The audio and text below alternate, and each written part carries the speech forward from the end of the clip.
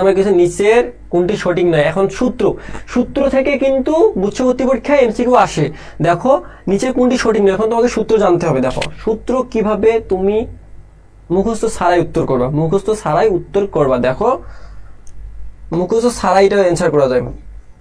তোমরা সবাই জানো কার্তেশীয় স্থানাঙ্ক সবাই ইউজ করতে জানো। কার্তেশীয় স্থানাঙ্ক নিছো, থিটা মানে কি? দেখো থিটা মানে কি? থিটা মানে 90 চেয়ে ছোট, 0 চেয়ে বড়। থিটা মানে এটা ধরে নিও, 90 চেয়ে ছোট, 0 চেয়ে বড়। মাইনাস থিটা, তার মানে এখান থেকে মাইনাস থিটা মানে এই কোয়ারেন্টে। দেখো এই কোয়ারেন্টে কসেক ধনাত্মক না ঋণাত্মক? এই কোয়ারেন্টে কসেক ধনাত্মক না ঋণাত্মক?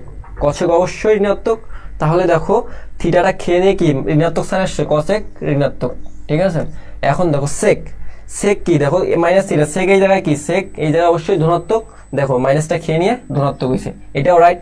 কচ, কস কি? কসও ধনাত্মক, কারণ সেক ধনাত্মক হলে কস ধনাত্মক, কিন্তু এখানে কসের ঋণাত্মক, তার মানে উত্তর হচ্ছে এটা। কট, কট কি? ঋণাত্মক। দেখো এই তিনটা সঠিক, কিন্তু এইটা বেঠিক। তাহলে আমি কি সূত্র মুখস্থ আমি উত্তর করতে পারলাম? পারি নাই। সূত্র ছাড়া আমি উত্তর করতে পারছি? পারছি। কে বলে সূত্র মুখস্থ করতে হবে? কোনো সূত্র মুখস্থ করার প্রয়োজন নেই।